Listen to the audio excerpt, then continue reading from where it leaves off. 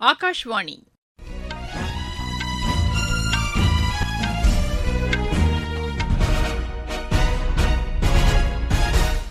செய்திகள் வாசிப்பவர் சுமித்ரா ரத்னம். தலைப்புச் செய்திகள்: ரஷ்யா யுக்ரைன் போரை முடிவுக்கு கொண்டுவர அமெரிக்க அதிபர் திரு டொனால்டு டிரம்ப் எடுத்து வரும் முயற்சிகளை வரவேற்பதாக பிரதமர் திரு நரேந்திர மோடி கூறியுள்ளார்.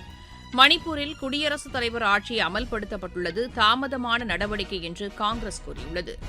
ஜம்மு காஷ்மீரின் பாதுகாப்பு நிலை குறித்து துணைநிலை ஆளுநர் திரு மனோஜ் சின்ஹா உயரதிகாரிகளுடன் ஆலோசனை நடத்தினார். தரமான பாரம்பரிய மருந்துகளை உற்பத்தி செய்வதில் இணைந்து செயல்பட வகை செய்யும் ஒப்பந்தத்தில் இந்தியாவும் இந்தோனேசியாவும் கையெழுத்திட்டுள்ளன. தேசிய விளையாட்டுப் போட்டிகள் இன்று மாலை வண்ணமயமான கலை நிகழ்ச்சிகளுடன் நிறைவு பெறுகின்றன. இனி விரிவான செய்திகள். ரஷ்யா யுக்ரைன் போரை முடிவுக்கு கொண்டுவர அமெரிக்க அதிபர் திரு டொனால்டு டிரம்ப் எடுத்து வரும் முயற்சிகளை வரவேற்பதாக பிரதமர் திரு நரேந்திர மோடி கூறியுள்ளார்.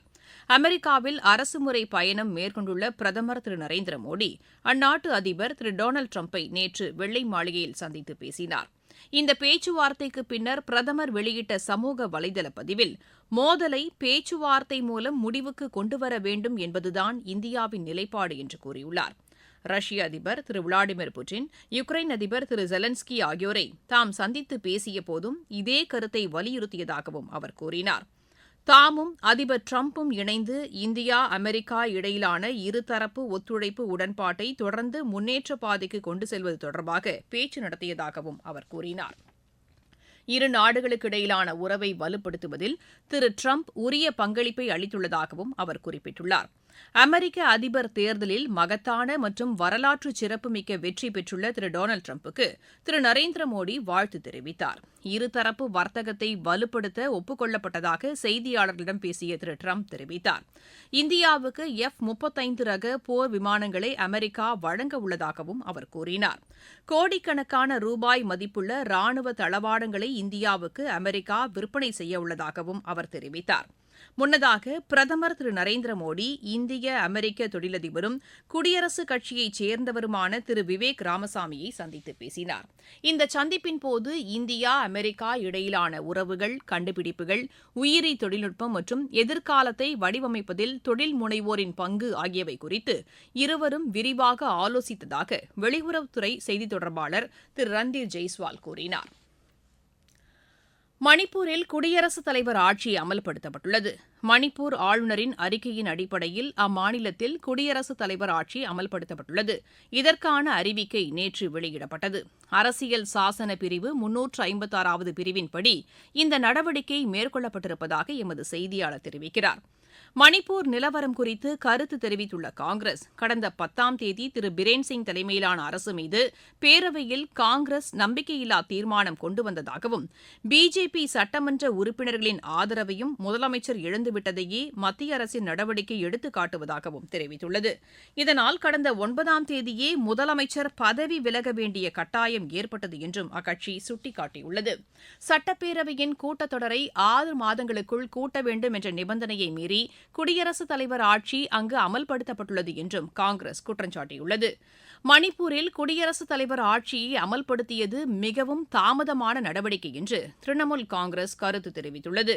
அம்மாநிலத்தில் வன்முறை மற்றும் அமைதியின்மை தொடர்வதற்கு மத்திய அரசே பொறுப்பு என்றும் திரிணாமுல் காங்கிரஸ் கட்சியின் செய்தித் தொடர்பாளர் திரு ஜாய் பிரகாஷ் மசும்தார் தெரிவித்துள்ளார். ஜம்மு காஷ்மீரின் பாதுகாப்பு குறித்து துணைநிலை ஆளுநர் திரு மனோஜ் சின்ஹா உயரதிகாரிகளுடன் ஆலோசனை நடத்தினார். இந்த கூட்டத்தில் பேசிய ஆளுநர், தீவிரவாதத்திற்கு ஆதரவு அளிப்பவர்கள் கடுமையான விளைவுகளை சந்திக்க வேண்டியிருக்கும் என்று எச்சரித்தார். ஜம்மு காஷ்மீரில் இருந்து தீவிரவாதத்தை முற்றிலுமாக அகற்றுவதில் பாதுகாப்பு படையினர் கவனம் செலுத்த வேண்டும் என்று அவர் கேட்டுக் கொண்டார். தீவிரவாத செயல்களுக்கு நிதி உதவி மற்றும் ஆதரவு அளிப்போர் மீது கடும் நடவடிக்கை எடுக்குமாறு காவல்துறையை அவர் அறிவுறுத்தினார். எல்லையை பாதுகாப்பதில் கடுமையான நடவடிக்கைகளை மேற்கொள்ள வேண்டும் என்றும் பாதுகாப்பு படையினரிடம் ஆளுநர் வலியுறுத்தினார். நீங்கள் கேட்டுக் கொண்டிருப்பது ஆகாஷ்வாணியின் செய்தி அறிக்கை. நேயர்களே, சென்னை அகில இந்திய வானொலியின் மாநில செய்திப் பிரிவு வழங்கும் சுடல் விளக்கு சனிக்கிழமை தோறும் காலை 7 மணிக்கு ஒலிபரப்பாகிறது.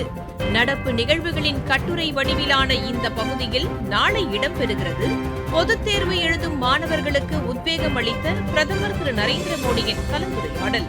ஒருங்கிணைந்த அலைவரிசையில் ஒலிபரப்பாக உள்ள இந்த நிகழ்ச்சியை கேட்க தவறாதீர்கள். இனி மகா கும்பமேளா குறித்த செய்திகள்.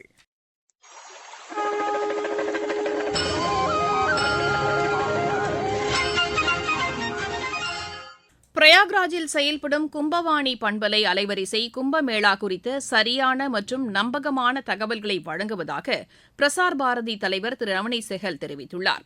திரிவேணி சங்கமத்தில் நேற்று புனித நீராடிய பின்னர் கும்பவாணி வானொலி நிலையத்தில் நடைபெற்ற நிகழ்ச்சியில் கலந்து கொண்டு அவர் பேசினார். பின்னர் பிரயாக்ராஜில் உள்ள ஆகாஷ்வாணி மற்றும் தூர்தர்ஷன் நிலையங்களுக்கு சென்று அங்குள்ள ஒலிபரப்பு ஏற்பாடுகளையும் அவர் ஆய்வு செய்தார். வேவ்ஸ் OTT தளத்தையும் ஆய்வு செய்த பின்னர் செய்தியாளர்களிடம் பேசிய அவர், பிரசார் பாரதியின் நிகழ்ச்சிகள் சுமார் 75 கோடி முதல் 100 கோடி மக்களை சென்றடைவதாக கூறினார். கும்பமேளா குறித்த அனைத்து தகவல்களையும் உள்நாடு மற்றும் வெளிநாடுகளில் உள்ள பக்தர்களை எளிதாக சென்றடையும் வகையில் அதிநவீன தொழில்நுட்பங்கள் பயன்படுத்த வேண்டும் என்றும் அவர் தெரிவித்தார்.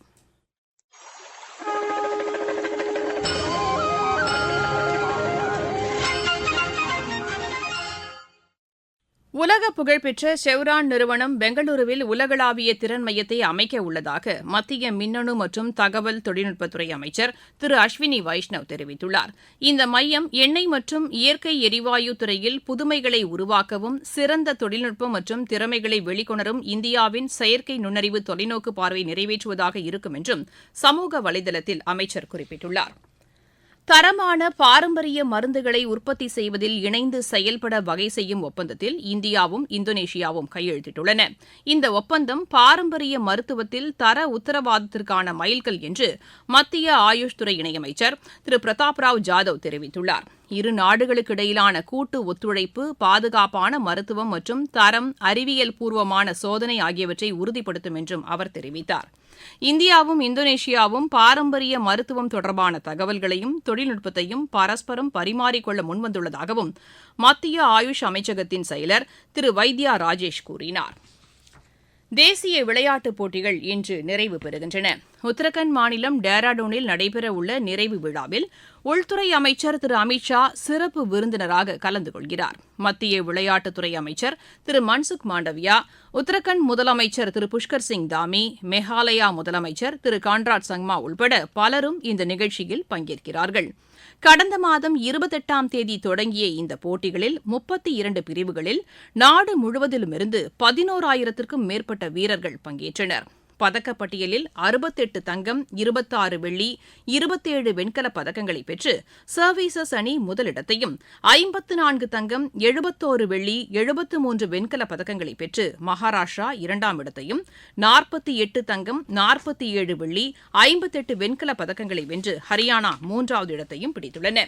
27 தங்கம், 30 வெள்ளி, 34 வெண்கலப் பதக்கம் வென்று தமிழக அணி 6வது இடத்தை பிடித்துள்ளது. தில்லி ஓபன் டென்னிஸ் போட்டியில் இந்தியாவின் நிக்கி பூனாச்சா, ஜிம்பாப்வேயின் கர்ட்னி ஜான் லாக் இணை அரையிறுதிக்கு முன்னேறியுள்ளது. நேற்று நடைபெற்ற காலிறுதி ஆட்டத்தில் இந்த இணை 6-3, 2-6, 10-5 என்ற செட் ஜப்பானின் கெய்டோ ஷின்டாரோ இணையை வென்றது. டுனீஷியாவில் நடைபெற்று வரும் சர்வதேச டென்னிஸ் போட்டியில் இந்தியாவின் திவா பாட்டியா, கிரீஸின் சாஃபோ இணை அரையிறுதிக்கு முன்னேறியுள்ளது. நேற்று நடைபெற்ற காலிறுதி ஆட்டத்தில் இந்த இணை 5-7, 6-2, 10-6 என்ற செட் கணக்கில் பிரான்சின் சாரா டாப்னி இணையை வென்றது. மீண்டும் தலைப்புச் செய்திகள். ரஷ்யா உக்ரைன் போரை முடிவுக்கு கொண்டுவர அமெரிக்க அதிபர் திரு டொனால்டு டிரம்ப் எடுத்து வரும் முயற்சிகளை வரவேற்பதாக பிரதமர் திரு நரேந்திர மோடி கூறியுள்ளார். மணிப்பூரில் குடியரசுத் தலைவர் ஆட்சி அமல்படுத்தப்பட்டுள்ளது தாமதமான நடவடிக்கை என்று காங்கிரஸ் கூறியுள்ளது. ஜம்மு காஷ்மீரின் பாதுகாப்பு நிலை குறித்து துணைநிலை ஆளுநர் திரு மனோஜ் சின்ஹா உயரதிகாரிகளுடன் ஆலோசனை நடத்தினார். தரமான பாரம்பரிய மருந்துகளை உற்பத்தி செய்வதில் இணைந்து செயல்பட வகை செய்யும் ஒப்பந்தத்தில் இந்தியாவும் இந்தோனேஷியாவும் கையெழுத்திட்டுள்ளன. தேசிய விளையாட்டுப் போட்டிகள் இன்று மாலை வண்ணமயமான கலை நிகழ்ச்சிகளுடன் நிறைவு பெறுகின்றன. இத்துடன் இந்த செய்தியறிக்கை நிறைவடைகிறது. எமது செய்திகளை சமூக வலைதள பக்கங்களில் AAR நியூஸ் சென்னை என்ற முகவரியிலும் RNU சென்னை என்ற யூடியூப் சேனலிலும் உடனுக்குடன் அறிந்து கொள்ளலாம்.